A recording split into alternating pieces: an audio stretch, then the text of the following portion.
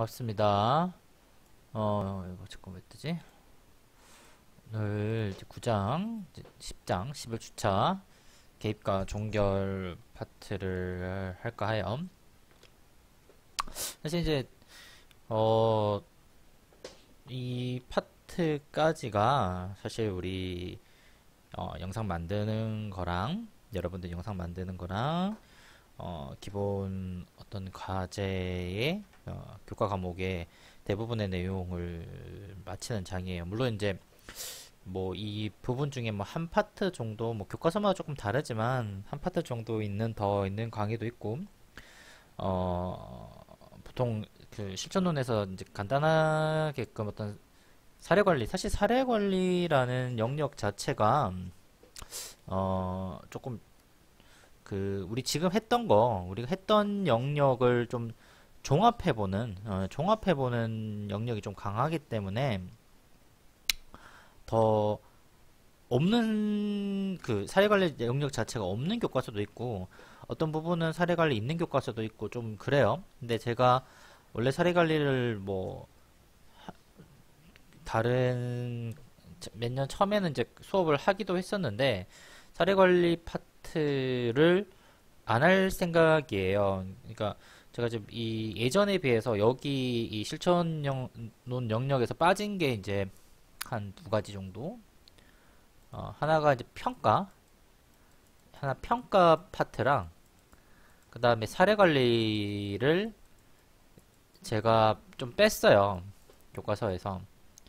그러니까 이것도 여기는 거의 한 9할 이상 거의 한 100% 거의 다 있는 편이고 사례 관리는 제가 봤을 때 한 7할에서 한 6할 정도는 만 있고 없는 교과서도 있습니다. 사례 관리 영역 자체가. 그러니까 제가 일부러 이래서 뺀 건 아니고요. 이유가 있는데 하나는 프로그램 이 평가 영역은 사실상 어, 실천론에서 다루는 것보다는 표기평이나 아니면 어떤 실험 설계 같은 과목에서 다루는 게 훨씬 좋습니다.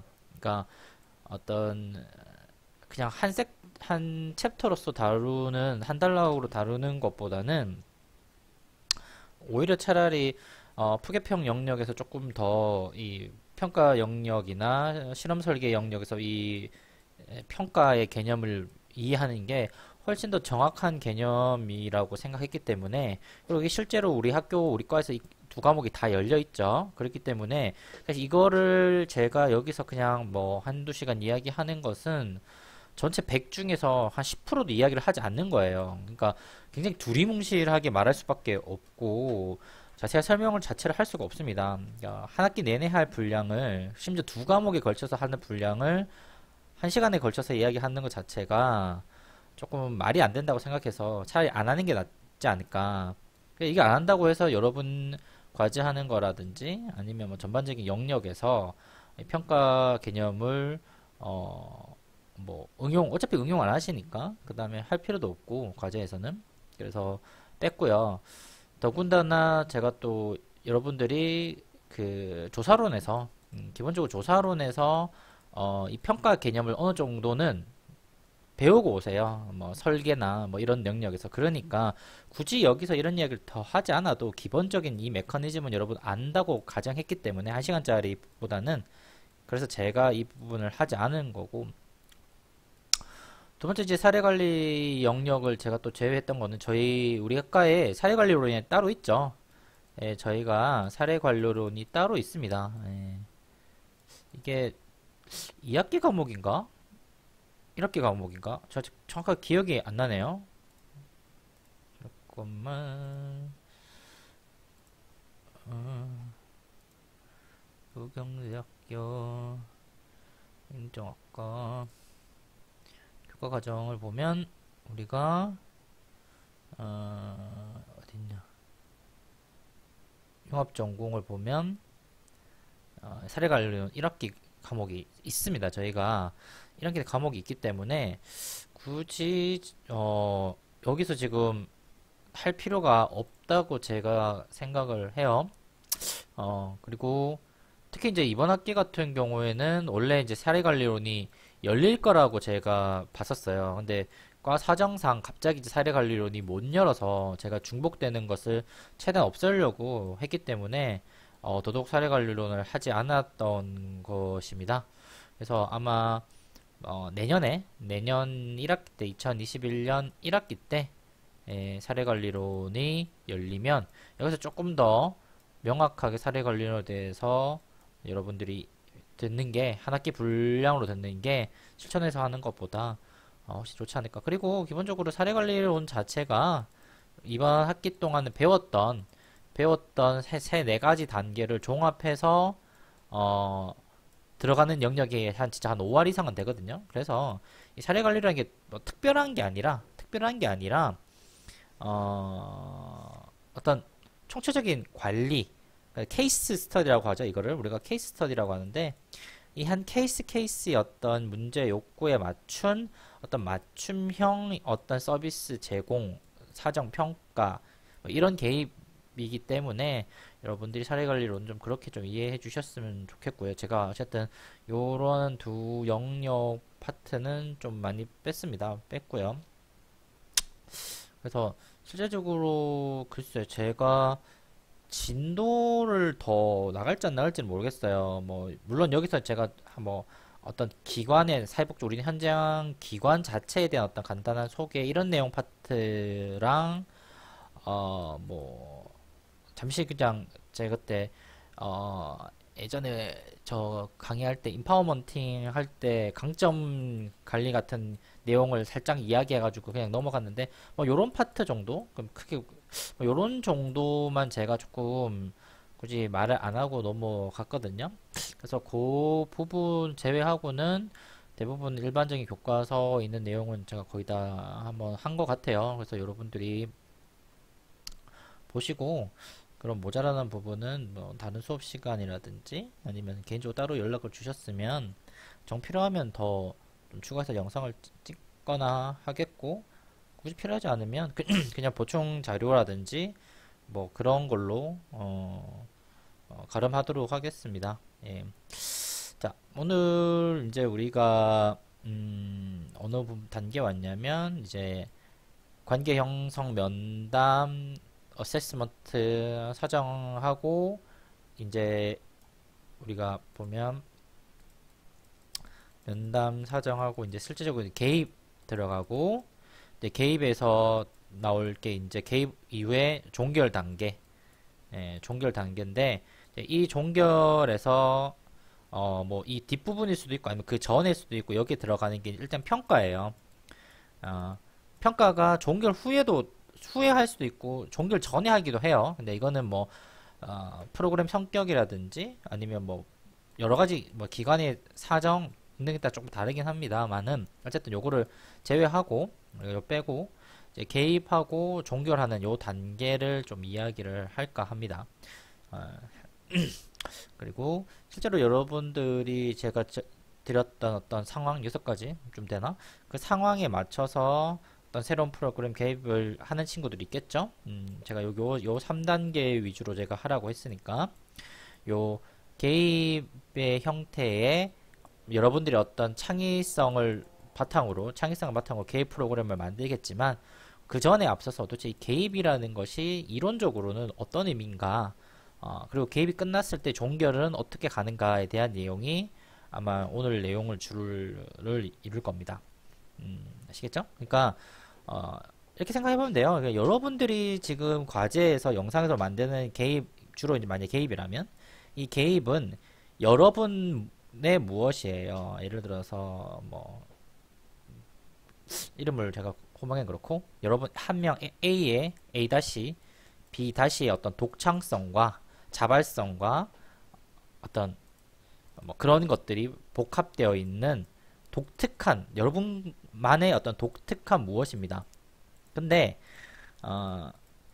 이 독특함의 이면에는 이 베이직한 가장 기본적인 이 기초가 밑바탕이 돼야 되겠죠. 도대체 이 뭐랄까 이 내가 만들어내는 이 개입은 도대체 어떠한 맥락 속에서 어떠한 내용을 담고 있어야지 정말 정확한 개입이 될 것인가 라는 것을 이번 시간에 조금 할까 해요.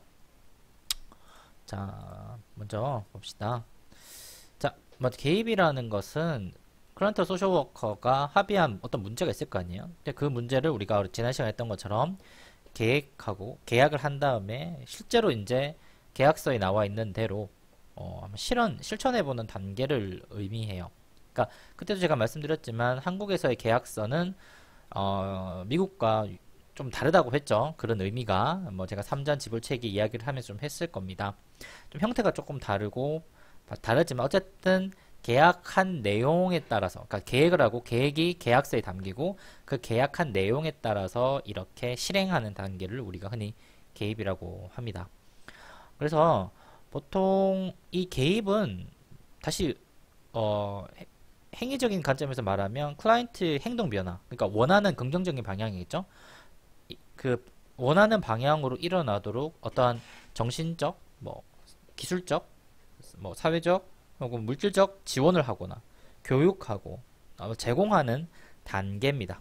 그래서 어떤 전략 수립, 개입을 시도해보고 그 다음에 변화 정도를 점검하는 그러니까 일종의 모니터링, 평가 단계까지가 사실은 개입에 들어가요. 그러니까 내가 어떤 개입한다는 것을 이게 무슨 말이냐면 내가 어떤 X라는 것을 주잖아. X라는 것을 개입을 주면 이게 정말 개입이 이 Y의 명예에 미치는지 이게 좀 아니면 X 다시를 줘야 되는지 X2 다시 정 아니면 Z라도 바꿔서 이렇게 줘야 되잖아. 이게 효과가 있을 때까지 그러니까 이걸 알려는 행위가 흔히 말해서 모니터링 같은 거예요. 그러니까 X를 줬는데 사실 이게 효과가 없을 수도 있잖아요. 근데 없는 걸 계속 주고 있으면 자원이 낭비되죠. 그쵸? 이제 그것을 막으려고 중간 단계에서 하는 모니터링 같은 거예요. 제가 제 수업하는 푸개평 시간에 보면 조금 더 제가 자세하게 평가 모니터링 이야기를 하는데 여기서는 그냥 이 정도까지만 할게요. 그냥 모니터링을 하는 이유가 평가를 위해서라기보다는 사실상 어떤 인터벤션 X가 Y에 미칠 때 이게 혹시라도 아무런 효과가 없다면 자원이 낭비되기 때문에 그것을 체크하려고 하는 거예요. 그래서 여기서 모니터링 단계에서는 어떤 효과성이라든지 아니면 뭐 효율성, 뭐 편익 이런 것에 대해서는 큰 신경을 많이 쓸 수는 없습니다. 왜냐하면 결과가 아직 완성된 단계도 아니고 특히나 뭐 어떤 프로그램 자체가 이렇게 1, 타임 2, 타임 3, 타임 4, 타임 6, 7 이렇게 가는 어떤 종단적 관점에서 이렇게 쭉 진행되는 연구라면 이 단계에서는 쉽게 이런 단계에서는 쉽게 성과를 효과성을 알기가 어려워요. 그러니까 무슨 말이냐면 프로그램 자체가 여기서 만약에 여기서 이제 시작이 베이스라인이 시작되는데 여기까지는 크게 뭐 변화가 없다가 갑자기 여기서 종료 전 단계에서 갑자기 이렇게 효과성이 올라가는 프로그램도 얼마든지 존재를 합니다. 그러니까 여기까지 내가 모니터링을 통해서 효과가 없다고 해서 이 프로그램 자체가 효과가 없다라고 말하기가 조금 곤란해요. 아시겠죠? 그러니까 이게 모니터링과 여기서 말하는 모니터링과 어떤 평가는 조금 개념이 좀 달라요. 그래서 모니터링만 가지고는 어떤 프로그램의 효과성을 체크하기는 좀 어렵다. 단지 지금 어떤 상황이 일어나고 있는지 그리고 조금 더 말하자면 이 모니터링 단계에서 어떤 정보를 습득하기 위한 것이라고 생각하는 게 조금 더 편하지 않을까 싶어요. 자, 보통 이제 우리가 개입을 이야기하게 되면 직접 개입 그리고 간접 개입 두 가지 정도로 이야기를 하고 사실상 어떤 실천 현장에서 개입 그러면 직접 개입을 주로 이야기를 해요. 그렇다고 해서 뭐 실천 현장에서 간접 개입을 사용하지 않느냐? 그건 아니에요. 근데 그건 아닌데 간접 개입이라는 말을 잘 쓰지는 않을 거예요. 물론 기관마다 다르고 워커마다 다르기 때문에 간접 개입이라고 말을 쓰시는 용어를 쓰시는 분도 있겠지만 제가 워커라면 간접 개입이라는 말을 잘 쓰지 않고 다른 표현 뭐 발굴, 지지체계, 연계, 의뢰, 옹호 이런 표현을 더 많이 쓰지 간접 개입이라고 이렇게 하지는 않을 가능성이 높습니다. 저라면 안 써요. 반면 개입 그러면 여기서 개입 그러면 주로 대부분 직접 계획을 이야기하는 거예요. 뭐 상담이 되었든 서비스 제공이 되었든 교육이 되었든 보통 우리가 어떤 개입이라고 하면 주로 여기 영역을 주로 이제 이야기를 해요. 이쪽 영역을 많이 이야기를 합니다. 그렇지만 이론적 측면에서 개입은 어쨌든 직접 개입과 간접 개입이 있고 요 두 가지 직접과 간접 개입이 둘 다 개입으로서 역할을 한다 정도는 여러분들이 아셨으면 좋겠어요. 자, 그럼 우리가 직접 개입과 간접 개입 중에서 크게 보면 하나는 개입 방법, 뭐 의사소통 방법이 있고 또 하나는 행동 변화 방법이 있어요. 물론 이거 말고도 방법이 있지만 크게 A타입과 B타입이라고 하죠. 우리가 A타입의 방법은 우리 지난 시간에 아마 6강 정도였던 것 같은데요. 6강에서 제가 여러가지 설명, 기법, 예시 같은 것을 해드렸는데 주로 상담과 관계된 그리고 상담이 아니더라도 어떤 교육이나 대화나 면담 안에서 이루어지는 그때 이루어지는 어떤 특정한 기술 기법 같은 게 이 의사소통 방식이에요. 조금 기억이 안 나는 친구들은 6강 강의를 다시 들어보면서 의사소통 기술이 뭐가 있었는지 한번 찾아보고 여러분이 혹시나 영상에서 개입 방법을 쓴다면 저는 여러분들 이 두 가지 의사소통 방식이나 행동 변화 방식 둘 중에 하나는 써야 되지 않을까라는 생각을 합니다. 물론 간접 개입 방식을 써서 이렇게 인터벤션을 주는 친구도 있겠지만 그래도 요 방법 두 개가 더 쉽지 않을까. 이거보다 한 5분짜리 영상에서 이거를 보여주기가 생각보다 좀 어려울 수도 있어요. 뭐 어쨌든 자, 그러면 요번에는 행동 변화에 대해서 한번 조금 더 알아보도록 할게요. 자, 여러가지 방법이 있어요. 한 이렇게 좀 많이 있죠. 그냥 한 번씩 보면서 이 내용이 어떤 건지. 왜냐면 이게 한두 개 빼고는 이미 제가 다른 수업에서도 좀 이야기를 많이 했어요. 특히 이제 플립드 러닝 하면서 이론 이야기 하면서 제가 좀 이런 이야기를 좀 많이 했거든요. 그래서 여러분들이 이미 이 내용, 기본적인 내용에 대해서는 알고 있어요. 단지 그 내용의 어떻게 명명하는지에 대해서는 여러분이 잘 모를 수가 있지만, 이게 뭐지? 모르겠네. 이게 무슨 기술인지. 자, 봅시다. 먼저 첫 번째, 모델링. 우리가 이 모델링 이야기를 아마 반도라 이야기할 때 했고, 주로 이제 뭐지? 학습 이론 할 때, 제가 학습, 러닝 티오리 할 때 아마 이거 방법을 이야기를 했을 거예요. 기억 안 나는 친구들은 아마 뭐지? 저희 영상 과제 2번인가? 3번? 뭐 이때쯤엔 제가 했을 거예요. 소셜 러닝 티오리 하면서. 그러니까 어떤 모범적인 타인, 그러니까 내가 배우고 싶은 혹은 내가 이상적으로 생각하는 누군가의 행동을 모방하면서 내 머릿속에 새로운 도식이나 아이디어를 만들어낸다는 방법이라고 제가 한번 말씀을 드렸어요. 그래서 내가 어떤 클라이언트가 어떤 문제를 해결하기 위해서 이 사람이 어떤 머릿속에 항상 A라는 도식밖에 없었는데 이 A라는 게 좀 예를 들어서 게으르다고 칩시다. 게으른 행동, 태도라고 쳐요. 여기에서 B라는 태도, 즉 부지런한, 근면성실한 걸 넣고 싶지만 쉽게 이 B를 말했을 때는 할 수가 없지만 클라이언트가 자기랑 비슷한 위치에 있었던 예전에 다른 클라이언트 X, 지금은 이제 클라이언트가 아니고 뭐 그냥 일반인이겠죠.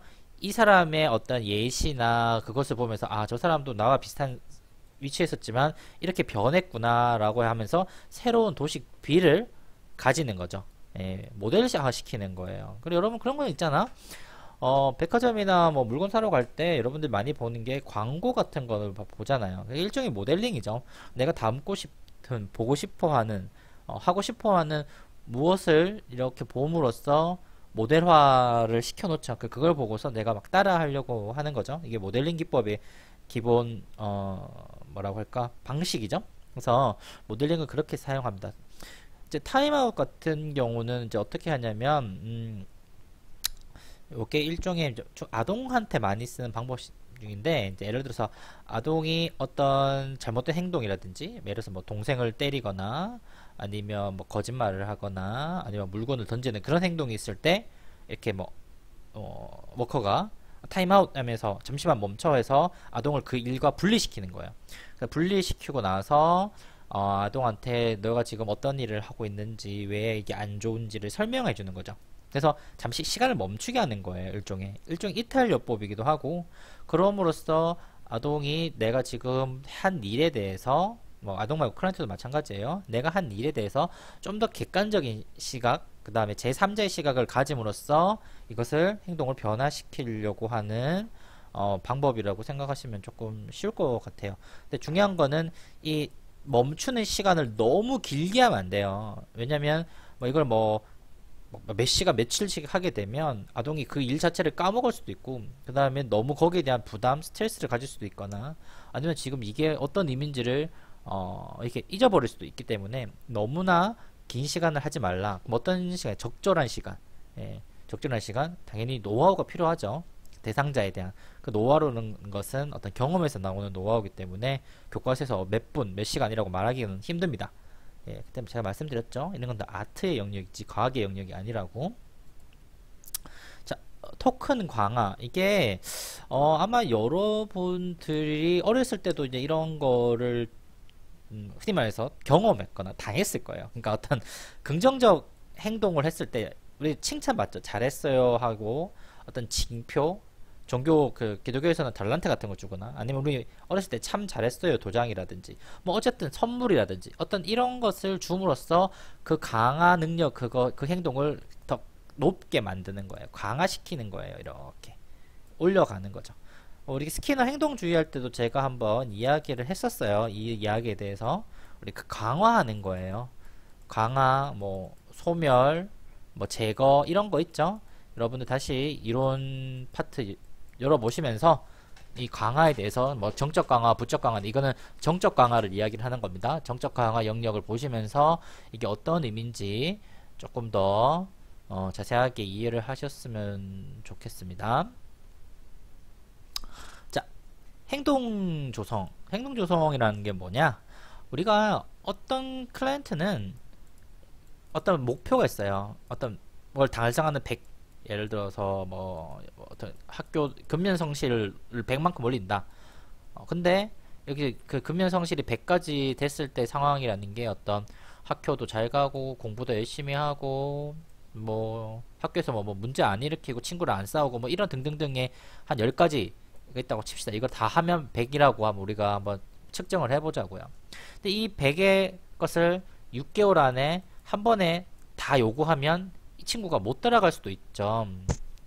그러니까 이것을 뭐 1개월, 3개월, 6개월 이렇게 나눠서 뭐 첫 번째 달에는 뭘 한 10만큼 시키고, 그 다음에 한 세 번째 달까지는 조금 더 많이 양을 좀 증가시키고, 마지막 달에는 훨씬 많은 거라서 아주 기본적인 거 단순한 것에서부터 좀 더 복잡한 단계로 넘어가는, 그러니까 처음에 100을 하려면 10, 그 다음에 30, 60, 10 이렇게 점점점 분량과 단위를 그 범위를 넓게 하고 내용 좀 복잡하게 올리면서 어떤 궁극적인 원하는 목표까지 올리는 그런 방법을 우리 행동 조성이라고 흔히 이야기를 합니다. 사실 이런 건 사회복지뿐만 아니라 교육학이라든지 경영 뭐 이런 데 굉장히 많이 써요. 어떤 훈련의 메커니즘 보면 대부분 이렇죠. 우리가 어떤 뭘 처음 배울 때 처음부터 엄청나게 A급 어려운 것을 풀려고 하지 않아요. 보통 한 C나 한 D 정도 아주 기초적인 것을 막 공부하다가 어느 정도 일정 시간이 지나면 똑같이 10만큼 하는 게 아니라 한 30, 뭐 갑자기 여기서는 50, 어느 정도 100 이렇게 막 늘리죠. 그쵸? 여기서 뭐 20 차이, 여기서 20 차이였는데 갑자기 50으로 막 늘어나고 이렇게 가속도가 증가하는 거죠. 이렇게 이런 식으로 이렇게 증가하는 거죠. 가속도가 이렇게 증가하는 형태로 가는 거죠. 보통 이렇게 만들어지는 게 이 행동 조성 방법이고, 행동 시험 같은 경우에는 어떻게 문제가 발생했을 시 미리 연습을 하는 거예요. 그래서 모의 시험이라든지 모의 면접 같은 거. 그러니까 이런 거예요. 예를 들어서 클라이언트한테 어떤 대학생 클라이언트가 어떤 굉장히 큰 긴장감을 어떤 긴장성을 많이 갖고 있는 친구가 있어요. 그럼 그 친구한테 미리 네가 지금 나랑 면접 본다고 생각했을 때, 혹은 면접에 떨어졌다고 생각했을 때 어떻게 행동할 것인가? 면접관이 이런 질문을 했을 때 넌 뭐라고 대답할 것인가? 그리고 네가 만약에 면접관의 질문에 대답을 못하거나 아무 생각이 없을 때는 너는 어떻게 생각할 것인가? 뭐 이런 것을 연습을 미리 하는 거죠. 행동을 먼저 시연하는 거예요. 사실 이런 것은 내가 어디서 이야기했냐면 어떤 현상학 같은 데서 어떤 드라마적 기법 같은 거 이야기할 때 잠시 이야기를 했었던 것 같은데, 어떤 드라마적 기법 같은 게 보통 이런 거죠. 내가 일어나지 않을 상황, 그러니까 뭐라고 할까, 그 잉여 현실 같은 거, 어떤 그런 현실, 잉여 현실, 지금은 일어날 현실이 아니지만 미래에서 일어날 수도 혹은 일어나지 않을 수도 있는 그런 잉여적 현실을 내가 미리 경험해서 긴장하거나 우울해하고 있죠. 근데 그런 것을 해결하기 위해서 어떤 드라마적 기법 같은 것을 통해서 해결할 수 있다고 제가 말씀을 드렸는데, 그런 드라마적 기법에서 미리 이제 행동 시연을 해보는 거예요. 뭐 이런 거는 좀 많이 해요. 드라마 같은 기법에서 앞으로 네가 10년 뒤에 닥칠 어떤 나이 한 50이나 60대 어르신을 대상으로 10년 뒤에 은퇴했을 때 가족과의 관계를 미리 이제 시연해보는 그런 드라마적 기법도 해볼 수도 있어요. 아시겠죠? 뭐 그런 방법이 행동 시연 방법이라고 생각하시면 좀 편합니다. 자, 행동 계약이라는 거예요. 행동 계약은 아까 행동 시연하고는 조금 좀 다릅니다. 이게 무슨 말이냐면, 행동을 시연은 어떤 문제가 일어날 수도 있고 일어나지 않을 수도 있어요. 물론 행동 계약도 마찬가지지만, 근데 행동 시연은 어떤 실제 상황에서 미리 여러 가지 연습을 해보면서 내가 거기에 대한 익숙해지는 것을 말한다면, 행동 계약 같은 경우에는 나만 그런 게 아니에요. 어떤 행동 계약 같은 경우에는 내가 있고 주로 나와 관계되는 다른, 내가 A라면 B 내지는 C가 존재를 했을 때 나 혼자만 준비되는 게 아니라 B랑 C랑 같이 준비를 하는 게 행동 계약이에요. 예를 들어서 내가 만약에 좀 늦게 집에 들어왔다. 늦게 집에 들어올 수 있잖아요, 충분히. 이랬을 때 우리 부모님, 엄마와 아버지와 약속을 하는 거죠. 예를 들어서 내가 밤늦게 술 먹고 늦게 들어왔는데, 그때 내가 엄마 아버지가 어떻게 해야 될지 몰라서 너무 불안해. 그쵸? 혹은 내가 시험을 못 쳤을 때 너무 불안하잖아요. 그때 반드시 미리 엄마 아버지가 이미 그거에 대해서 약속을 하는 거예요. 네가 혹시 늦게 들어온다면 그 문제에 대해서는 당일이나 이튿날까지는 말하지 않겠다.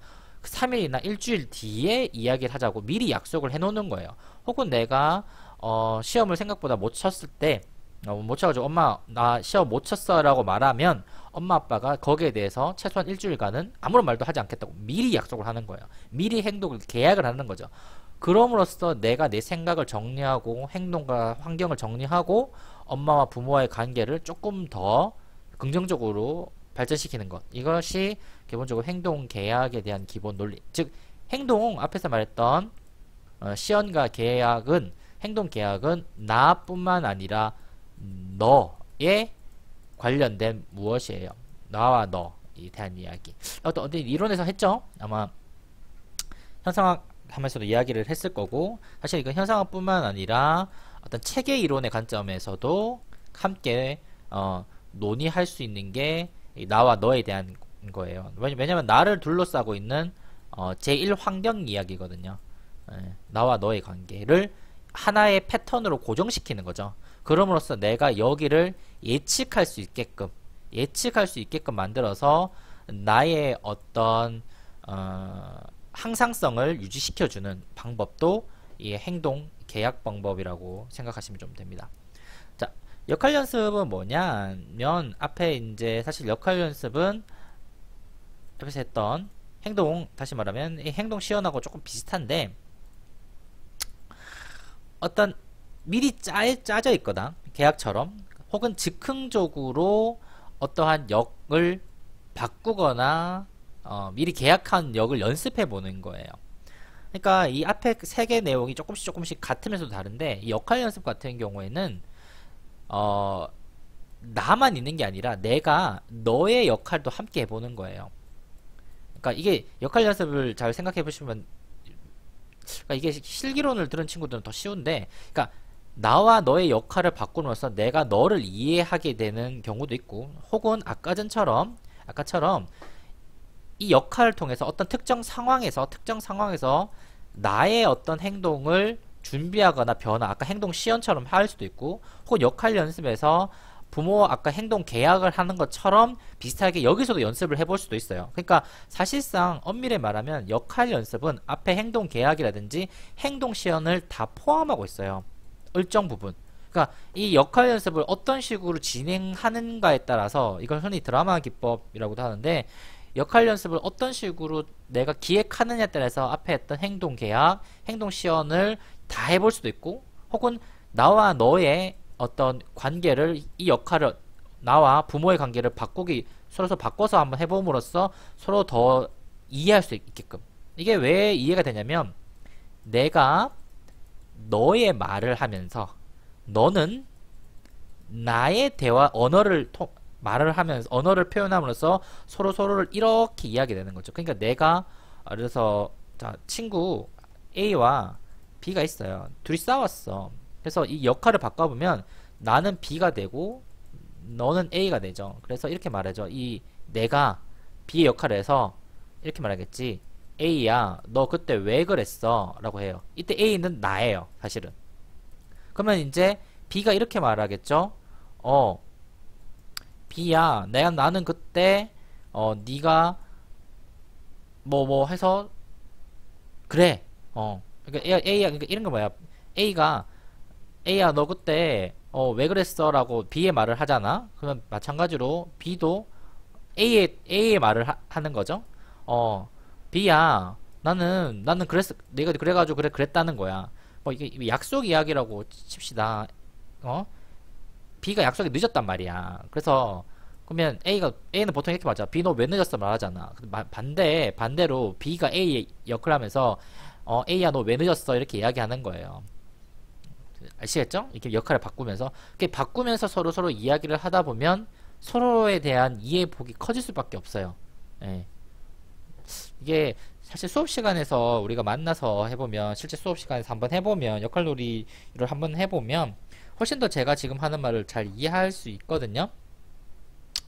근데 우리가 잘 못해보니 뭐 이렇게밖에라도 설명이 안 되겠네요. 이렇게 교차하면서 이야기를 하는 거죠. 그러니까 얘가 약속에 늦은 애예요. 그러면 원래는 B야 너 왜 늦었어? 라고 이야기해야 되는데 이 이야기를 B가 하는 거죠. B는 자기 자신이지. B야 너 왜 늦었어? 라고 하는 거예요. 왜 늦었어? 뭐 차가 막혔니? 나 진짜 엄청 30분이나 기다렸는데, 이렇게 이야기를 하는 거죠. 이렇게 나 30분이나 추운데 기다렸는데 말을 하면서 B가 A의 마음을 이해하게 돼요. 얼마나 A가 추웠을까, 이 겨울 날씨에. 그러면 이제 다시 A는 이야기 하겠죠. A야, 사실은 내가 일찍 오려고 했는데 차가 너무 막혀가지고 왔어. 미안해. 그럼 진짜 미안한 마음이 막 들잖아. 그래서 A가 이해하는 거야. B가 진짜 나한테 미안해하고 있구나라고 이해하는 거죠, A가. 이 마음을 하면서 이 싸웠던 어떤 고리가 어떤 식으로든 이게 좀 풀려나가요. 예, 이렇게 풀려나갑니다. 그래서 서로 이렇게 돌리는 거예요. 인지를 뺑강 이렇게 돌린다고 해요, 우리가. 인지를 돌린다고 해요. 이게 생각을 이렇게 뺑글뺑글 돌리면서 서로의 마음을 좀 이해하게끔 만드는 방법. 이게 이제 역할놀이의 어떤 기본 틀이에요. 그러니까 역할놀이를 한다는 말은, 역할 연습을 한다는 것은 내가 타인의, 이 A가 B라는 사람의 가면을 써보는 거예요. B라는 사람의 가면을 통해서 B의 생각과 행동과 마음을 흉내내기를 해요. 이 흉내내기를 통해서 실제의 이 B의 마음을 훨씬 많이 이해하는 거죠. 그래서 절대 내가 내 입장에서는 얘를 이해 못했지만 얘를 흉내냄으로써 비로소 이 이해 안 되던 게 이해의 폭이 증가하는 겁니다. 이게 역할놀이의 기본 메커니즘이죠. 자, 사회기술훈련은 뭐냐? 사회기술훈련은 뭐냐?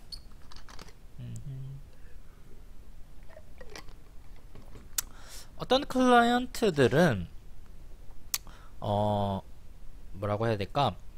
자신의 어떤 말, 언어라든지 주장, 어떤 뭐 여러 가지 필요한 기술 같은 게 있을 거 아니에요. 사회생활을 하게 되려면 뭐 여러 가지 기술이 필요해요. 말하는 기술, 뭐 행동하는 기술, 인지력 등등등 그런 기술이 필요한데 그런 기술들을 가정에서나 때로는 학교에서 다 못 배울 수도 있어요. 굳이 어떤 대상으로 할까? 뭐 이거는 사실 여러 가지 형태로 많이 나와요.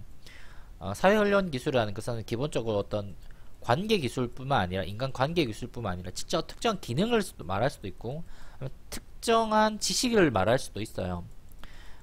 예를 들어서 노인분들한테 어떤 스마트폰 같은 것, 스마트폰 같은 다루는 거, 혹은 오랫동안 관리직이 있어가지고 이제 관리직 은퇴해서 다시 어떤 사회에 어떤 처음부터 시작하시는 어르신들한테는 여태까지 어떤 명령조로만 이야기했던 것을 그렇게 말하면 안 되잖아요. 왜냐면 알바를 하셔야 되니까. 그리고 어떤 인지적 장애나 이런 걸 가지신 분들한테 어떤 바리스타나 어떤 기술 같은 거, 어떤 일련의 그런 기술 같은 것을 배우고 가르치는 것을 흔히 사회훈련 기술훈련 같은 게 있습니다. 그럼 뭐 생각해보면 뭐 여러가지 있겠죠. 그래서 복지관 같은 데서 많이 쓰는 어떤 커피 같은 바리스타라든지 어떤 목공예 같은 것도 사실 이 사회기술훈련에 속하고요. 뭐 특히 남성 어르신들이나 중장년층 대상으로 언어학습, 그러니까 어떤 식으로 대화해야 되고 어떤 식으로 말해야 되는 거 가르치는, 그러니까 언어학습 같은 것도 이런 사회기술훈련. 그 다음에 노인복지관에서 많이 하는 정보 ICT 교육 같은 것도 전부 다 이 사회기술훈련에 속합니다. 흔히 교육 영역이죠. 소셜 러닝이에요. 이런 것도. 자, 그 다음에 자기주장 기술은 자기 의견을 표시 못하는 어떤 인지라든지 혹은 주로 이제 정서 같은 게 억압되어 있는 여러 가지 면에서 어떤 그런 것을 연습해 보지 못한 클라이언트가 자신의 어떤 의견 생각을 표출함으로써 어떤 스트레스를 푸는 것과 동시에 사회적 관계의 망을 증진시키고 이런 방법들이에요. 이런 거 할 때 이런 말도 해야 돼요. 어떤 당신이 하는 말이 반드시 다 누구한테 받아들일 수는 없다. 때로는 거절당할 수 있고 때로는 누구한테 비난도 받을 수 있고 이런 말을 통해서 어떤 벌 같은 것도 받을 수 있다는 위험이 있음을 클라이언트에 주지시켜 줘야 돼요. 우리 그렇잖아요. 어떤 모든 말과 모든 행동이 모든 조직과 모든 상황에서 받아들이지는 않아요. A라는 말이 X라는 조직 안에서는 받아들일 수가 있는데 때로는 이 A라는 말이 Y나 Z라는 조직 안에서는 절대 받아들일 수가 없을 때도 있어요. 이게 무슨 말이냐면 이 A라는 말을 친구들끼리 혹은 연인 사이끼리 쓸 때는 아무런 문제가 없을 수도 있지만 이 A라는 말을 만약에 어떤 공적인 자리에서 하게 되면 큰 비판이나 벌을 받을 수도 있죠. 예를 들어서 친구끼리 뭐 장난친다고 뭐 욕을 하거나 뭐 이러면 그냥 친구끼리는 넘어갈 수 있지만 근데 만약에 이 A라는 말을 아나운서가 뉴스에서 생방송에서 이야기해요. 그럼 어떻게 되겠어요? 당연히 벌을 받을 수도 있고 비난을 받을 수도 있죠. 그런 것처럼 이 A라는 말을 어떤 장소와 환경에 따라서 해야 되는 것을 명확하게 주지시켜 줘야 되겠죠. 제가 한 번씩 이야기하죠. 이런 주사위 이야기, 주사위 같은 거. 그러니까 어떤 말은 여기서는 용납이 돼도 이 면에서는 절대 용납이 안 될 수가 있어요. 여기서는 절대로 O라고 말을 하면 안 되고 뭐라 해야 된다? 네모라고 말을 해야 돼요. 그래야지 받아들일 수 있는 거예요. 아시겠죠? 이런 이야기를 해 줌으로써 클라이언트에게 어떤 교육이라든지 뭐 인지 변화라든지 뭐 이런 것을 제공하는 겁니다. 좀 정리 좀 해보면 뭐 사실 뭐 자기주장 기술은 앞에서 의사소통하고 좀 비슷한데 우리가 크게 인터벤션이라고 말하는 개입이라고 말하는 것은 의사소통과 행동 변화 두 가지가 조금 있고요.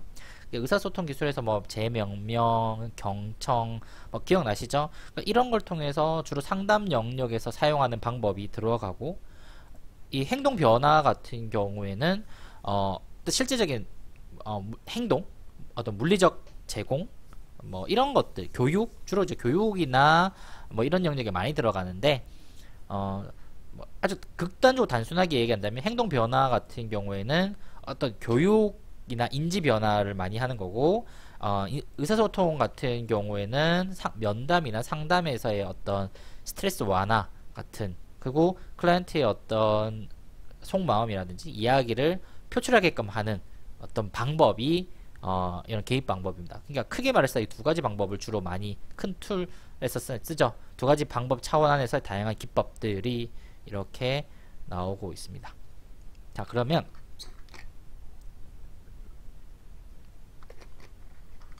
간접 개입 방법은 뭐가 있냐라고 했을 때 몇 가지 이제 교과서에서 이야기하는 것들이 좀 있어요. 첫 번째는 환경 조성이에요. 환경 조정, 뭐 이런 말을 하는데, 클라이언트가 둘러싸고 있는 환경 자체를 싹 다 바꿔버리는 거죠.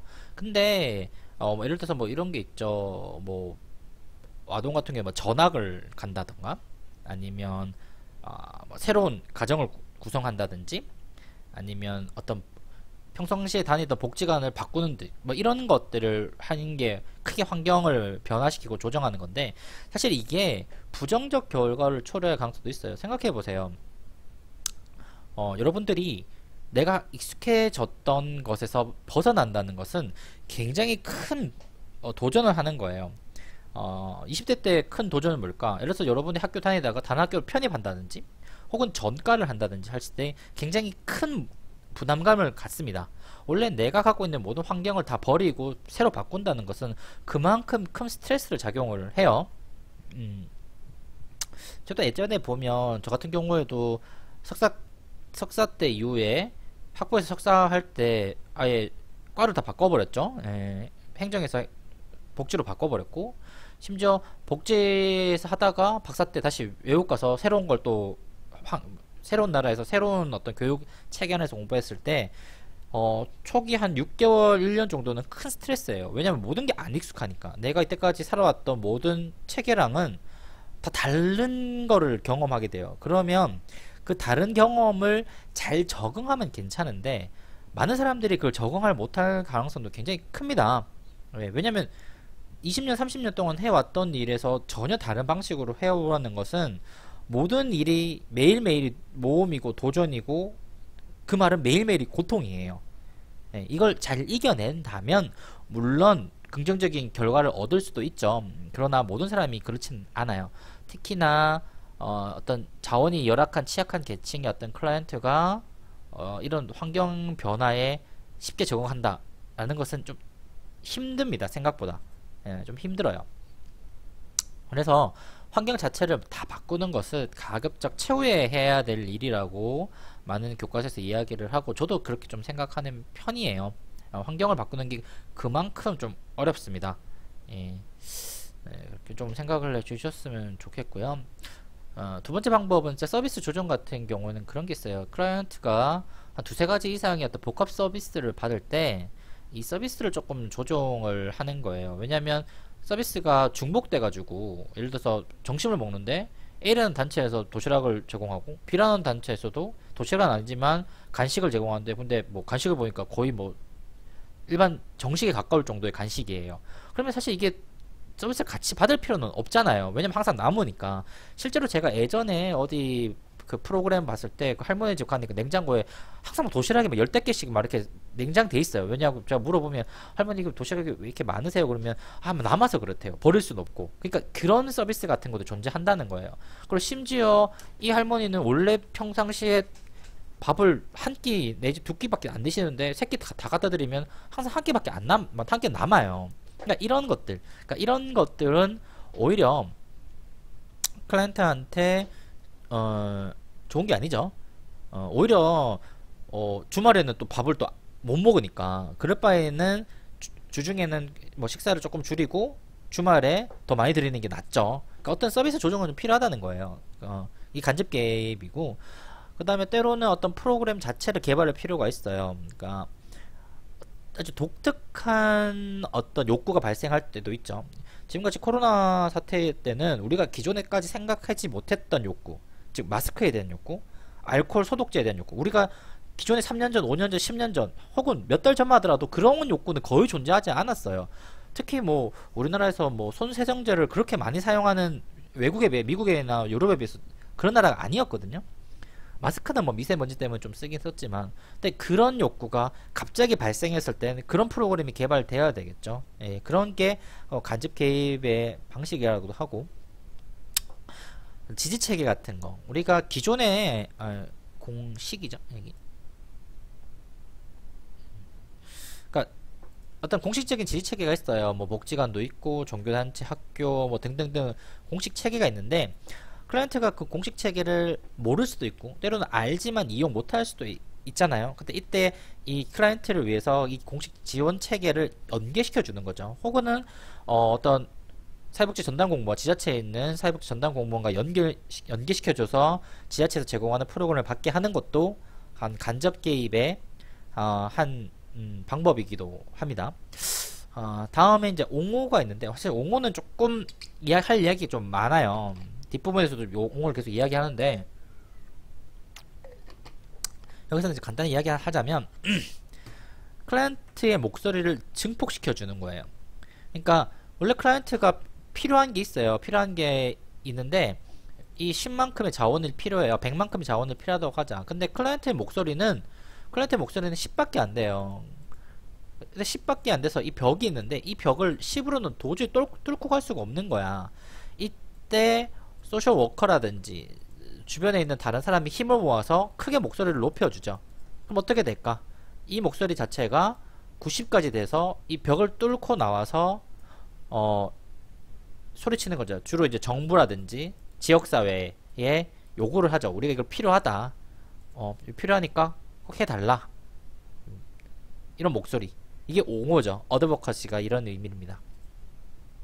그럼 보면 많죠. 우리가 보면 캠페인 같은 거 뭐가 있을까?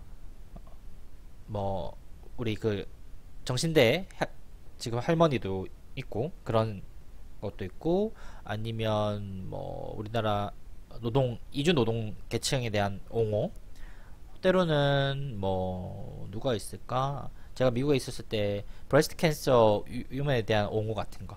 그러니까 혼자서 목소리는 작지만 함께 모이고 도움을 받았을 때 큰 목소리가 내고, 그 큰 목소리가 궁극적으로 사회에 퍼져 있는 자원을 끌어내릴 수 있는 것이 어드버커시 옹호입니다. 그리고 리퍼라고 하는 의뢰를 보면, 의뢰 같은 경우에는 클라이언트가 이제 A라는, 우리 기관에선 A라는 서비스를 제공하고 있는데, 사실은 이 클라이언트가 A라는 욕구뿐만 아니라 B라는 욕구도 갖고 있다면 우리는 좀 B가 없어요, 이 기간에. 근데 저 옆에 동네 보니까 B를 제공할 수 있는 기관이 있어. 그래서 이 기관한테 우리 클라이언트를 이렇게 의뢰하는 거죠. 우리 클라이언트 XC가 있는데 XC한테 A라는 문제는 우리가 해줄 테니까 너희가 B 문제는 좀 해결해 줘 라고 하는 거죠. 쉽게 말해서 A는 뭐 말벗 서비스면 여기는 취업 관련된 뭐 이런 욕구가 있을 거 아니에요. 뭐 이런 서비스를 여기서 해주고 우리 여기서 해주고 뭐 이런 거가 의뢰라고 생각하시면 좀 편할 것 같네요. 자, 옹호 전략을 조금 더 보면, 다시 말씀드리지만 클라이언트 이익을 대변하는 거예요. 클라이언트 이익을 대변한다.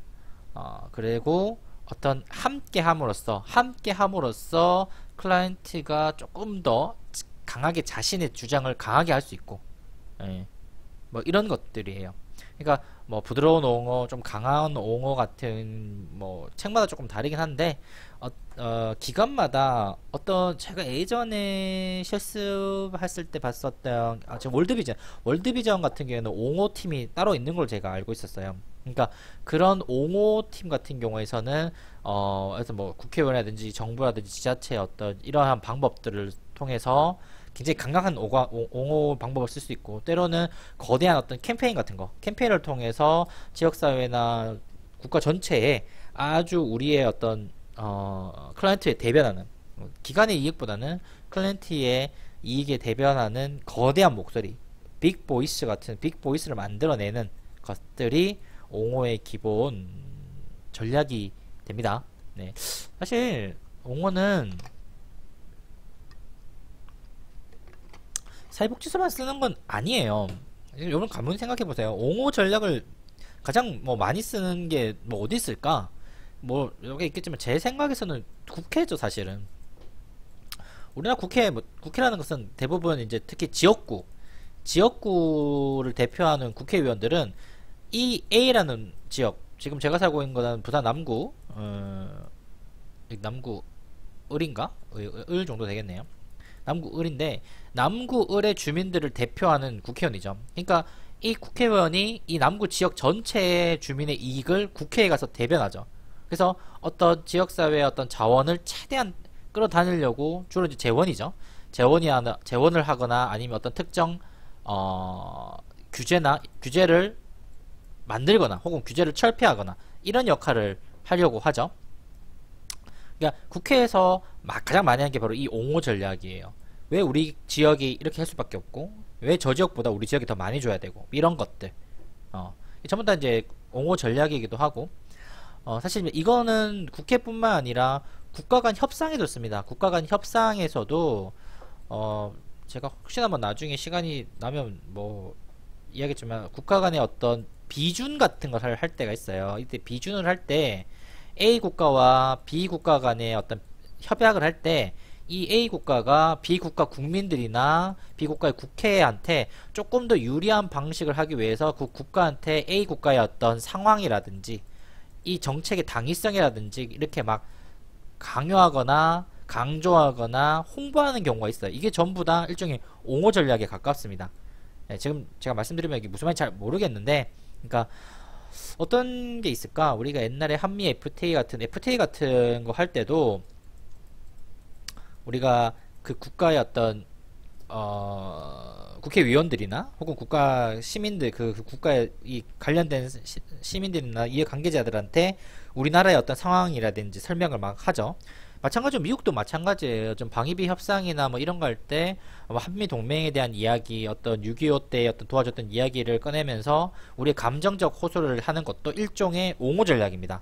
각각의 어떤 기득권을 이해하기 위한 국가 간 전략에서 하나의 옹호 전략으로 지금 쓰고 있는 거예요. 그렇게 생각하시면 좀 편해요. 꼭 100% 그런 건 아니지만, 옹호라는 것은 기본적으로 어떠한 특정한 목적을 달성하기 위해서, 이 목적은 주로 자원이에요.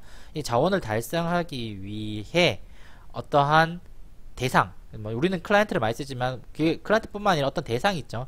그 대상의 입장을 크게 강조해서 이 자원을 최대한 많이 끌어올 수 있는 게 옹호예요. 네, 이게 옹호입니다. 이게 보면, 이게 사전을 보면 이렇게 변호사라는 걸 쳐보면, 변호사의, 그래도 우리 로이어라는 말을 많이 쓰는데 여기는 이렇게 많이 없네요. 많이 없는데 변호사의 다른, 제 기억에는 우리가 옹호를 어드보카시라고 하잖아요. 뭐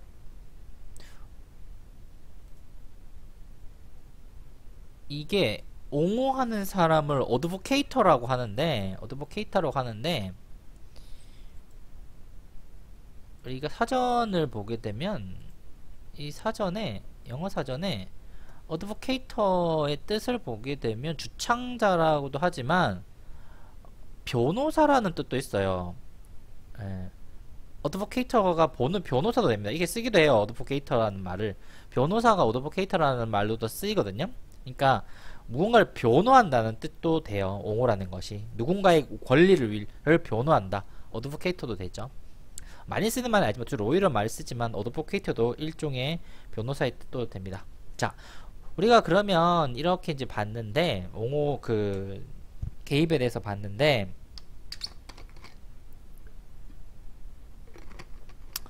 그런 기획 과정에서 사회복지사의 역할은 무엇인가라는 이야기가 조금 나올 수밖에 없어요. 여러 가지 이런 다양한 기법들을 쓰는 이 사람의 역할, 워커 역할은 무언가? 뭐 이런 사람들을 보면 뭐 조력, 중개, 교사, 옹호, 평가 뭐 이런 말을 쭉쭉 씁니다. 그럼 이제 한 번씩 한번 볼게요. 뭐 엄청 중요하면 중요하다고 안 중요하면 안 중요한 내용이지만 시험에 자주 나오는 이야기예요. 먼저 미디에이터예요. 중개자, 자원을 연계시키는. 그러니까 클라이언트를 위해서 어떤 영역에 있는 리소스를 이렇게 가지고 오는 사람. 이 중간에 이게 워커가 있다는 거죠. 이게 미디에이터, 연계하는 사람이에요. 연계자, 미디에이팅 한다는 거죠. 그래서 미디에이터, 이미디에이트, 이미 not이거든요. 이미 붙이는, 영어로 in 붙이면 not이에요. possible, impossible 할 때. 그러면 immediately, 즉시, 중개하지 않고 즉시, 이런 뜻이에요. 영어. 뭐 그렇다가 뭐 갑자기 영어 하려는 건 아니고 뜬금없이 생각이 났어요. 미디에이터라는 건 자원을 중개해주는 사람이라고 생각하시면 돼요. 사실상 사회복지사의 역할 중에 가장 중요한 역할 중에 하나가 이 미디에이터예요. 어떤 특정한 자원을 가지고 오는 사람. 그럼 당연히 주변에 얼마나 많은 자원이 있어야 되는지 평가, 판단도 잘 돼야 되겠죠. 얼마나 많은 자원을 가지고 있을까. 두 번째, 교육자. 교육하는 사람이에요. 그러니까 워커가 클라이언트보다 어쨌든 지식이라든지 전문 지식, 노하우 같은 게 많기 때문에 클라이언트한테 필요한 정보, 어떤 인포를 많이 제공하죠. 이 인포라는 건 기본적인 여기서 말했던 이런 정보뿐만 아니라 어디를 가면 혹은 누구한테 가면 언제 어떻게 하면 이런 정보나 방법이나 자원을 얻을 수 있다라고 알려주는 교육자의 역할을 하는 거죠. 그래서 교육자의 역할은 단순히 어떤 A 정보를 제공하는 뿐만 아니라 어떤 A라는 자원을 얻기 위해서 육하 원칙에 따라서 하는 것도 교육하는 거예요. 요번에 보면 뭐 그렇잖아. 재난지원금 같은 거를 우리가 받잖아요. 그러면 그 재난지원금 받을 때 워커가 클라이언트한테 이 재난지원금 어떻게 신청해 준다, 언제 신청할 수 있다, 뭐 오부자며 생년월일이 언젠데 어떻게 할 수 있다, 이런 것 가르쳐 주는 거 전부 다 일종의 교육자 역할을 해 주는 겁니다. 아셨죠? 그래, 여러분들도 꼭 신청해 주길. 저도 아버지 거를 신청해 드려야 되는데 자, 뭐 그런 거. 자, 조력자라는 건 뭐냐? 과제를 클라이언트가 문제를 해결할 수 있도록 지지, 격려, 제안을 하는 사람이에요. 그러면 이게 보면 솔직히 교육자랑 조력자는 뭐가 차이 있을까라고 했을 때 유사점은 어쨌든 문제 해결 능력을 강화시킵니다. 문제 해결 능력, 그러니까 클라이언트가 갖고 있는 능력을 강화시키는 데는 유사해요. 근데 차이가 뭐냐면 교육자는 기본적으로 외부 자원을 CT에게, 클라이언트에게 자원을 이렇게 제공하기를 목표로 해요. 대신에 조력자로서의 워커는 클라이언트 안에 있는 자원, 내부 자원이라고 할게요. 이거는 외부 자원, external resource고 internal resource를 이렇게 올리는 거예요. 우리가 이 이야기를 한번 들어보지 않았나?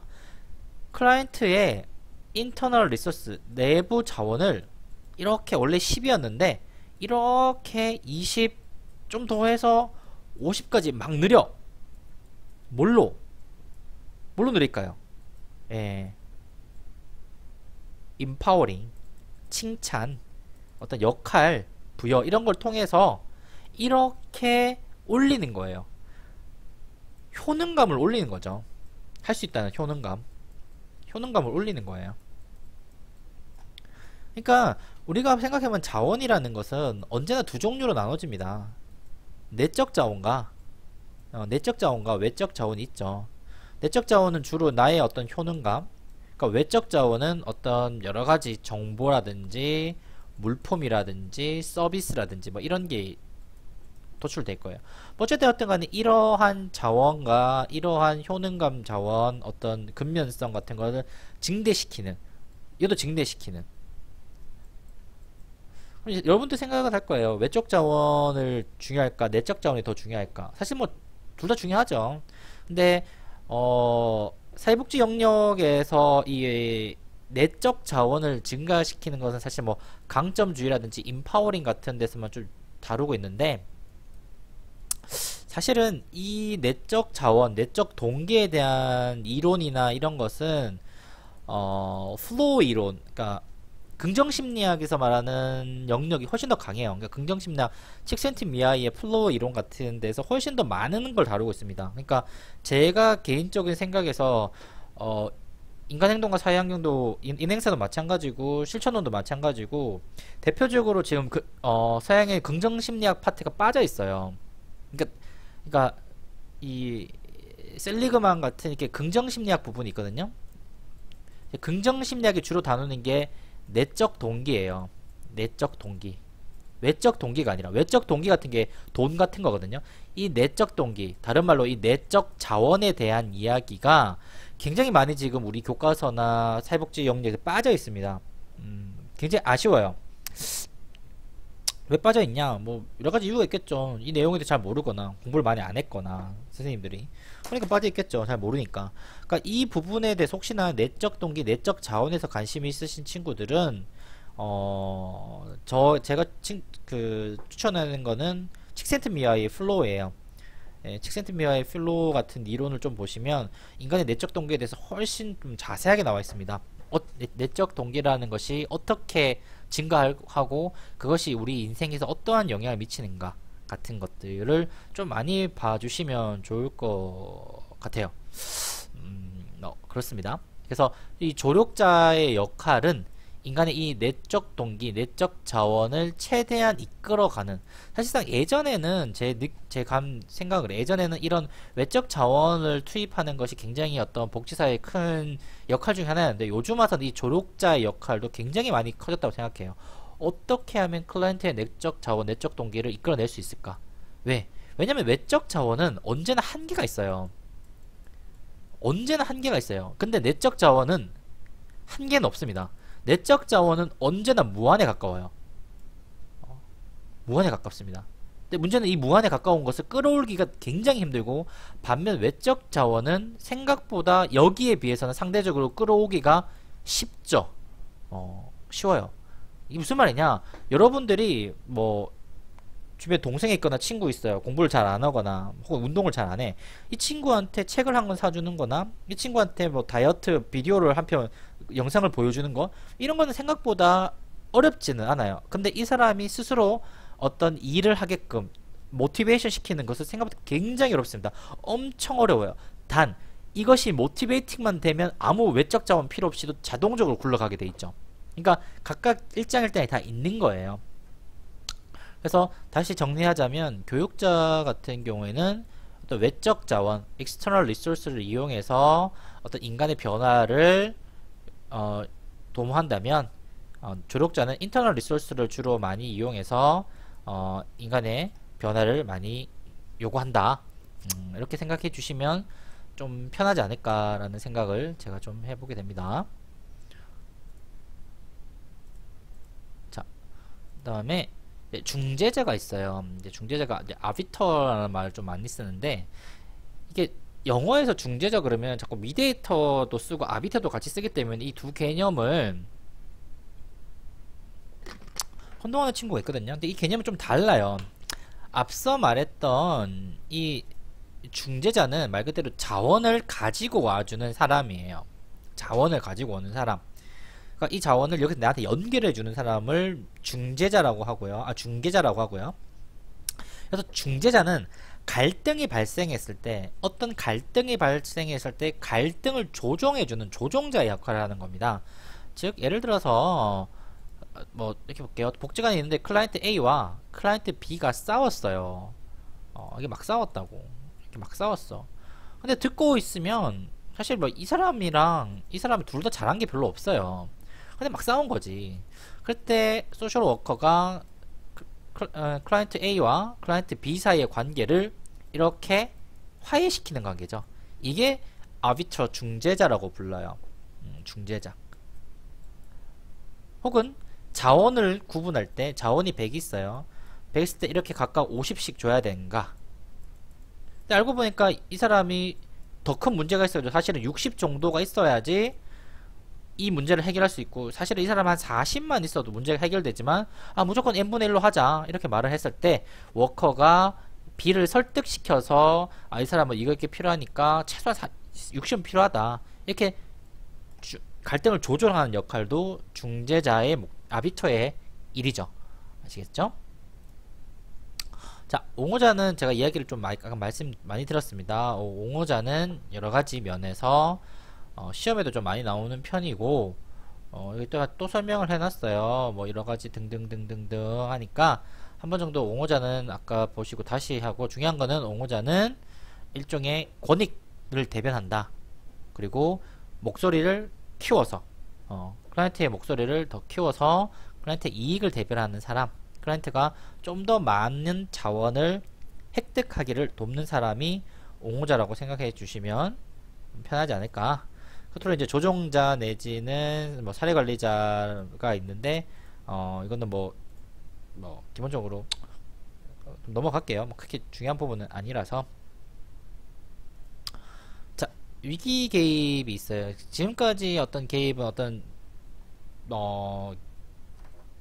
지금까지 한 개입도 위기 개입일 수도 있고, 근데 이제 그 틀 자체가 어떤 보편적인 상황, 일반적인 상황에서 일어나는 개입을 많이 했다면 아주 특정한 게 개입을 하는 게 있어요. 이게 어떤 거냐면 스트레스가 심하거나 외상 사건이 발생하거나 어떤 생활의 전환기 같은 어떤 특별한 이벤트, 아주 급한 이벤트라는 거예요. 갑자기 사고가 났다거나 아니면 어떤 PTSD를 겪는다든가 아니면 뭐 그렇잖아요. 어떤 아동이 부모님을 갑자기 여인다든지 교통사고로 여인다든지 뭐 이런 일. 뭐 특성에 보면 시간 제한적이고 어떤 문제에 초점을 둬요. 어떤 사람의 문제, 그리고 다른 거 필요 없이 지금 당장 여기, 그리고 개입 수준이 굉장히 높습니다. 여기서는 개입 수준이 높다는 것은 가장 필요한 개입. 우리가 생각해 보세요.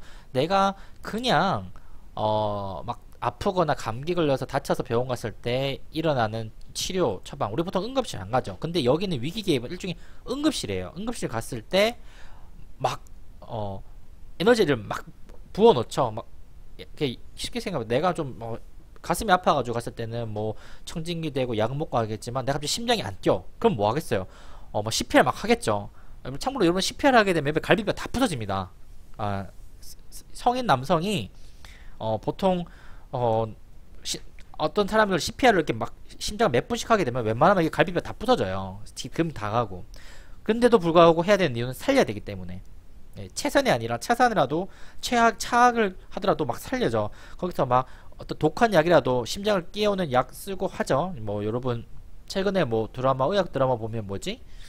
그 제가 봤던 김사부 같은 그런 드라마 보면 막 엄청 막 해요. 외과 수술 같은 거 보면 그런 것처럼 위기 개입에 들어간 인터벤션은 평상시에서 했던 거랑 조금 다르게 들어가요. 그래서 막 어떤 인터벤션이 두세 가지, 네 가지가 막 한 번에 들어갈 수도 있고 뭐 그런 게 있어요.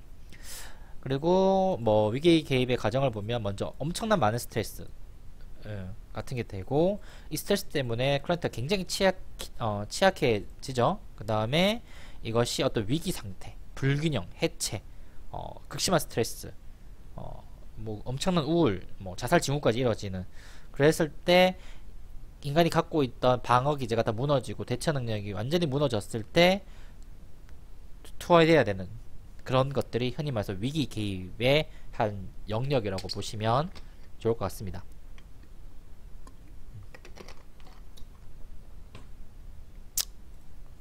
자, 위기 개입의 과정은 뭐 기본적인 과정과 거의 다 비슷해요. 앞에 뭐 관계 형성, 사정, 뭐 계획 단계 뭐 이렇게 들어가고 이건 보시면 좋겠어요. 다시 정리를 해보면 우리가 인터벤션이라는 것은 어떤 계획했던 것, 계획해서 계약서에 담아있던 내용을 실천하는 단계고, 이 실천의 단계는 크게 직접 개입과 간접 개입으로 나눠지고, 직접 개입은 다시 의사소통 방법에 대한 언어를 통해서 하는 방법과 어떤 행동 변화를 촉진하는 방법이 있고, 의사소통 방법은 제가 지난 시간에 이야기를 해드렸습니다. 6강에서. 그 다음에 행동 변화의 방법은 여러 가지 방법이 있는데, 뭐 모델링을 한다든지 드라마를 한다든지 어떤 강화를 한다든지, 때로는 뭐 기술 훈련을 한다든지 계약을 한다든지 사전에 뭐 이런 것을 통해서 철저할 정도로 클라이언트의 어떤 행동을 변화시키는 것을 해요. 그러니까 생각해보면 이런 거죠. 크게 진짜 두 가지로, 뭐 말하기 좀 힘들지만 크게 두 가지로 나눈다면, 어떤 인지 체계를 변화시키는 것, 의사소통을 통해서 하나는 인지 체계를 변화시키는 것, 혹은 정서를 변화시키는 것, 하나는 문제를 해결하는 것, 혹은 행동을 변화시키는 것이 크게 이렇게 두 가지가 인터벤션에 들어가는 거예요. 그래서 여러분들이 만약 영상을 찍으실 때도 내가 클라이언트의 인지 변화라든지 클라이언트의 정서 변화를 목표로 하는지, 다시 말해서 이걸 통해서 스트레스란 걸 줄이든가 이걸 통해서 어떤 문제를 해결하고 싶은 방향이 있을 거고, 다른 한편으로는 문제 자체를 아예 해결해요. 그러니까 어떠한 뭐 돈이 없어, 그럼 취업을 시키면 되잖아. 기술 훈련을 통해서 취업하면 문제가 해결돼요. 이게 문제 자체를 해결해 버리든가 아니면 문제를 유발하는 행동을 변화시키던가, 그러니까 이런 것을 하는 게 모두 인터벤션에서 주로 목표로 하는 거죠. 예. 물론 이 심리학 책에서 보면 여기 말고도 뭐 추가적으로 회피라든지 뭐 이런 방법도 있긴 하지만 여기서는 뭐 다루지는 않도록 하겠습니다. 뭐 이런 방법들이 주로 쓰인다. 그 다음에 여기서 이때 들어갈 때 사회복지사는 어떻게 하는가, 중재자로서 뭐 자원을 끌어모을 수도 있거나, 그쵸? 때로는 교육을 뭐 기술 교육을 할 수도 있고, 혹은 방법을 가르쳐 주기도 하고 자원이 있는 위치를 알려주는 그런 교육자, 때로는 아까 제가 말씀드렸던 조력자, 어떤 내부의 어떤 뭐라고 할까, 내적 동기를 끌어올리거나 할 수 그런 것을 만들어주는 거. 보통 주로 이제 의사소통 기법에서도 많이 이렇게 조력자로서 많이 쓰이기도 합니다. 그 다음에 중재자 마찬가지죠. 의사소통 기법 같은 경우나 아니면 아까 뭐 행동 계약 같은 거 살 때도 중재자 역할을 여기서 많이 쓰기도 하고, 그 다음에 옹호자 같은 경우에는 사실상 직접 개입보다는 간접 개입해서 자원을 끌어모으거나 뭐 여러가지 지역사회의 어떤 정부 정책의 어떤 영역에서 클라이언트 외한 자원을 최대한 가지고 오는 사람들이 이제 옹호자의 역할을 하기도 합니다. 자, 이제 위기 개입 이야기를 하고 이제 종결 부분만 한 조금만 더 이야기를 하고 마치도록 할게요.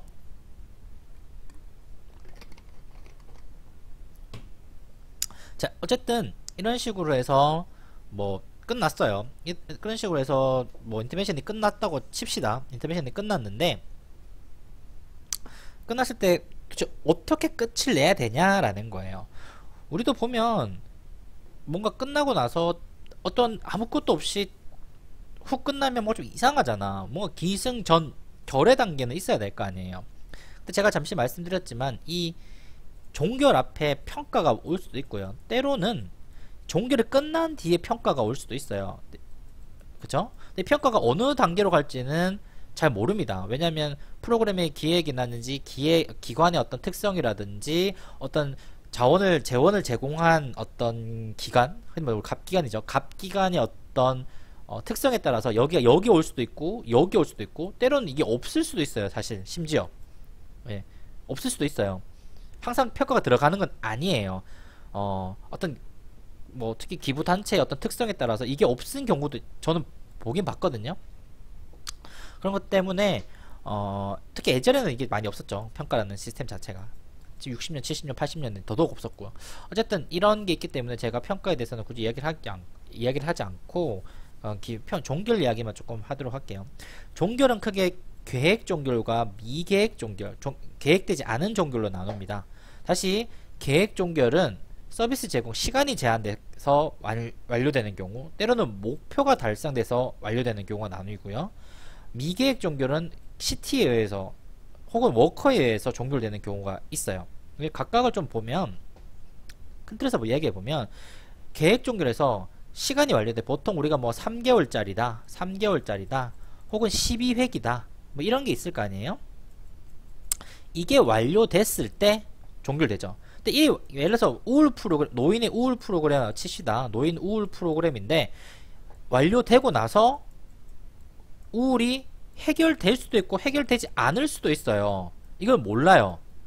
근데 때로는 12개월 중에 갑자기 뭐 혹은 이게 우울 말고 취업 프로그램을 칩시다. 노인 취업 프로그램 6개월짜리 취업 프로그램인데 이게 하다가 6개월 지나도 취업이 안 될 경우도 있지만 갑자기 석 달 만에 취업이 됐어. 목표 달성했죠. 그러면 석 달 만에 완료되는 거예요.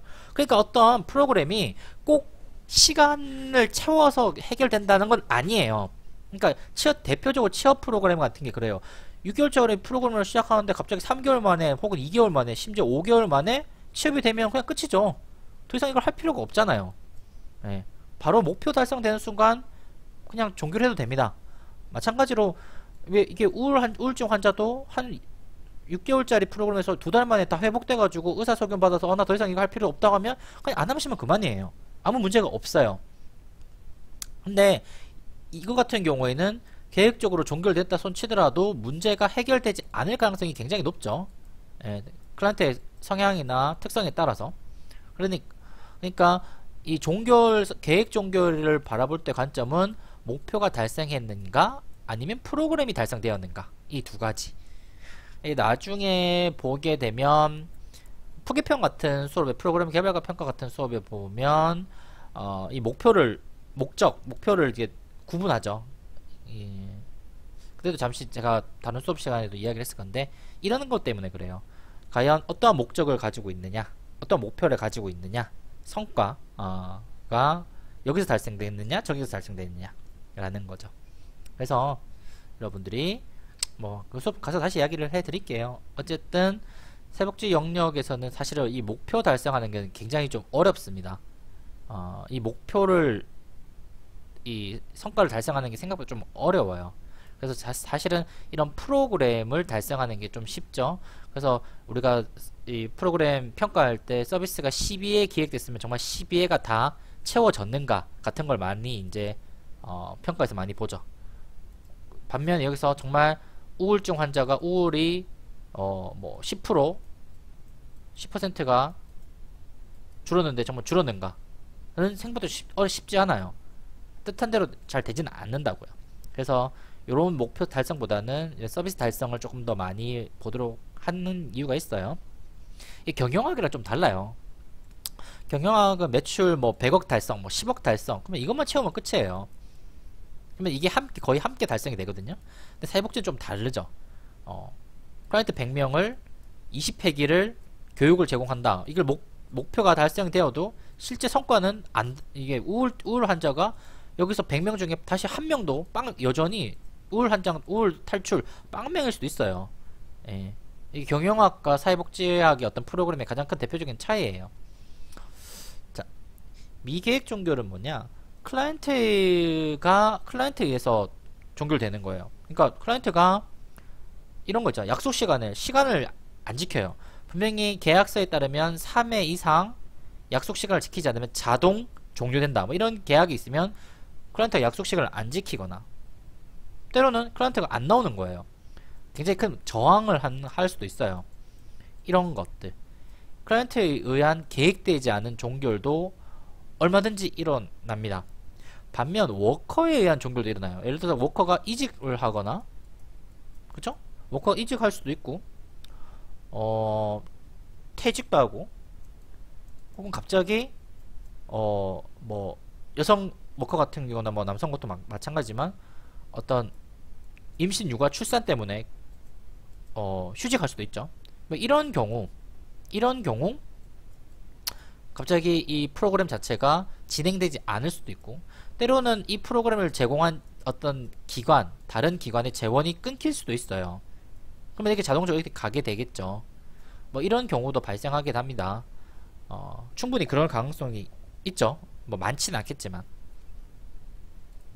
뭐 이렇게 기본적인 종결의 한 4가지 단계가 있고요. 그래서 제가 이제 정리해 놓은 거예요.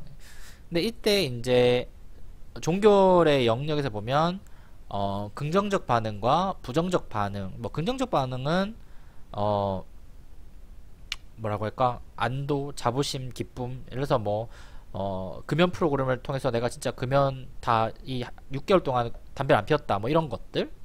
뭐 이럴 때.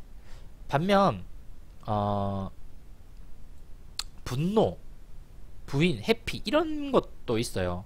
왜냐면 내가 이제 여기서 끝나면 더 이상 내 말을 들어줄 사람도 없으니까 더 이 프로그램 받고 싶기도 하고 계약 연장을 시도하기도 하고 어떤 내 이 말을 들어줄 사람을 사회복지사를 대체할 사람을 구하기도 하고 뭐 이러한 부정적 반응을 일으키기도 합니다. 근데 그럴 때 이런 부정적 반응 어떻게 대처해야 될까? 워커는 클라이언트한테 독립성을 좀 강조해야 돼요. 그러니까 우리가 만나는 게 문제가 아니라 문제 해결하는 게 문제라고. 이게 목표라고. 그러니까 선생님께서 복지관 와가지고 저랑 이야기하는 것이 목적이 아니라 선생님께서 진짜 갖고 계시는 뭐 중독 문제라든지 취업 문제라든지 가정 문제를 해결하는 것이 목적이다. 이런 걸 꼭 알려드려야 되고. 그리고 여기 보면 막 이게 끝내기 싫어가지고 옛날 문제 다시 발생했다고 뭐 진짜 말을 하거나 거짓말 할 수도 있죠. 그러면 어떤 정말 이 문제가 다시 발생했는지 어떤 그 성과를 체크하고 현재 상태를 다시 확인해 보는 거죠. 때로는 새로운 문제가 발생했다고 막 이야기를 하는 거예요. 나 원래는 이 문제는 해결됐는데 이 문제 발생했다고. 그러면 이때 진짜 클라이언트가 어떤 마음으로 이야기하고 있는지, 실제로 진짜 발생했다면 당연히 다른 프로그램을 해야 되겠지만 이게 진짜 아닐 수도 있잖아요. 예, 그런 걸 한번 이야기해보고, 그리고 막 상실감 때문에 친구나 막 대리인을 막 찾을 수 있어요. 워커 대신에. 그러면 그분들한테 여러 가지 이야기를 해주는 거죠. 다시 말하지만 대리인을 찾는 게 중요한 게 아니라 선생님이 이 문제를 해결해서 홀로 일어서서 가셔야 된다. 분명히 다른 무언가 있다라는 걸 이야기를 해보는 거죠. 네. 뭐 이런 이야기를 통해서 종결의 어떤 단계를 절차를 밟는 것을 여러가지 교과서에서 추천을 합니다. 자, 보면 이제 마지막으로 이제 사후지도라는 게 뭐냐면, 자, 프로그램이 이제 기승전결, 뭐 면담, 어세스먼트, 뭐 인터벤션, 종결 끝났어요. 뭐 심지어 여기 평가까지 했어. 평가까지 끝나고 이 프로세스가 이렇게 쭉 끝나고 나서 이때 이제 여기에 있던 클라이언트가 사실은 이제 이 제도권 안에서는 이 제도 프로그램 제도 안에서는 다 끝났어요. 여기서는 다 종결됐다고. 그럴 때 이 사람에 대한 어떤 팔로우업 하는 거죠. 사후적으로. 예전에 이런 프로그램이나 이런 게 그렇게 명시적 공식적으로 되는 거는 사실 드물은데, 제가 엊그저께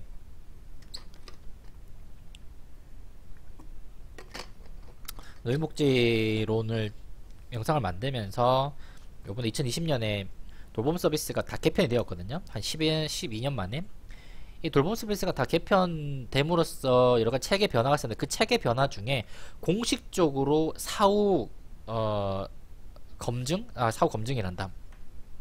사후 관리라는 개념을 생겼어요. 제도권 안에 사후 관리에 대한 어떤 노인 돌봄 서비스의 사후 관리라는 개념이 생겼거든요. 즉 프로그램이 끝나도 이 클라이언트에 대해서 어떤 조직이 재원이나 인력을 투여할 수 있다는 근거가 생겼습니다. 예, 이제 공식적으로도 여러가지 복지 돌봄 서비스조차도요. 이전까지 없었던 개념이죠. 이게 마찬가지로 실제로 사후 지도 관리하는 게 그렇게 썩 쉽지는 않아요. 그러니까 왜냐하면 어쨌든 사후 관리를 하려면 인력이라든지 정보라든지 어떤 일련의 자원이 투여가 되어져. 이게 재원이 되었든 정보가 되었든 뭐 인력이 되었든 뭐가 투여가 돼야 되는데, 이게 썩 쉽지는 않습니다. 근거가 없고 많이. 그래서 주로 이제 워커의 어떤 개인적으로 이렇게 연락을 취하든가 아니면 워커가 이렇게 팔로우하는 게 있었는데, 이렇게 보면 덜 공식적으로 진행된다고 하잖아요. 근데 요즘에 와서 2020년 와서 새로운 트렌드 자체가 많이 바뀐 느낌이에요. 이 사후 관리라는 것을 하나의 공식적인 틀 안에서 놓고 이것을 뭐 어떤 형태든 간에 계속 해 나가는 게 중요하다. 왜냐하면 이 사후 관리가 되지 않으니까 이 사람들이 다시 문제가 발생할 수 있는 확률이 높아지니까 이 문제에 대해서 이 고리를 끊어주기 위해서 이러한 사후 관리가 일정적인 틀 안에서 좀 들어오는 느낌이 좀 굉장히 강합니다. 네. 그게 있죠. 그래서 이 사후 지도 내용을 보면 종결 이후의 단계, 종결이 끝났을 때, 그리고 이 사람이 왜냐면 왜 이득이냐면 사후 관리가 제대로 안 됐고 그냥 계속 방치해 둔다면 다시 이 사람이 문제를 재발생시키는 거죠. A라는 문제가 해결됐는 줄 알았는데 시간이 지남으로 따라서 이 문제가 다시금 발생하는. 그러니까 우울 프로그램을 통해서 우울이 해결됐다고 생각했지만 한 6개월이나 1년 뒤에 다시 우울이 도지는 발생하는 이런 문제가 얼마든지 발생할 수 있다. 보면 사후지도 시계 절차가 제도적 도입이 되면 도움이 다 이제 이게 되고 있는 실정이에요. 아마 여러가지 앞으로 이 우리나라 노인복지 중에서 노인복지가 양이 진짜 제일 크거든요. 그 재원 측면에서 보면요. 노인복지 안에서도 가장 핵심적인 키워드 중에 하나가 소득보장, 건강보장, 그 다음에 돌봄 이쪽 보장인데 돌봄 영역에서 사후관리라는 것이 하나 이제 제도권 안에서 들어왔기 때문에 아마 우리나라 복지 영역 트렌드 자체도 이런 사후관리가 굉장히 크게 오지 않을까라는 생각이 좀 듭니다. 이건 그냥 제 예측이에요. 근데 예측이 맞지 않을까라는 생각이 좀 들어요. 뭐 이 정도까지가 이제 인터벤션과 종결 영역인데 쭉 한번 정리를 하고 이제 마치는 단계에서 저도 좀 이야기를 좀 해볼까 해요. 한 5분 정도만 이야기를 할게요.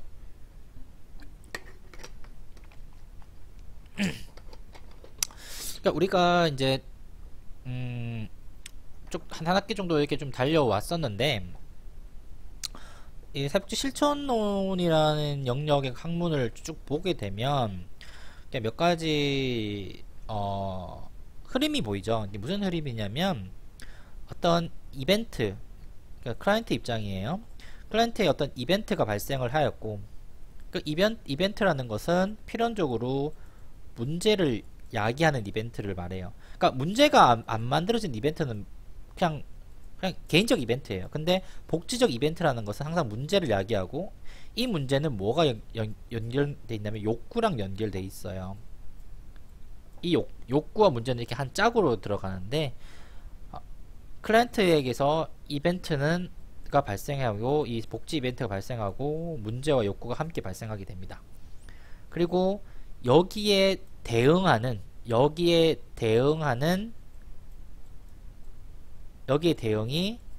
사회복지적 대응이에요. 소셜워커, 사회복지 기관의 대응이라고 생각하시면 편하실 것 같아요. 자, 그럼 어떤 대응인가? 어떻게 대응할 것인가? 어떻게 대응할 것인가가 사실상 이게 이번 학기 사회복지 실천론의 내용에 답니다. 어떻게 이 문제에 대응할 것인가. 네. 그리고 이 대응 방법에 대한 논의를 주로 하는 것이 실천 기술론에서 이야기를 하고 원래 예전에 보면 뭐 외국 같은 경우에는 실천론과 실천 기술론이 한계되어 있는 학교도 있고 아주 예전에는 실천론과 실천 기술론이 분리되어 있지 않다고 했어요. 제가 알기로는. 그래서 이런 과목이 좀 있어요. 우리 행정론이 있고 사회복지 행정론과 푸계평도 원래는 한 과목이었어요. 근데 이게 너무 양이 많아서 이렇게 구분을 해놓은 것처럼 실천론과 실천기술론이 원래는 한 과목이었는데 양이 너무 많아서 이렇게 구분을 해놓았죠. 이 어떻게 대응할 것인가에 대한 이야기.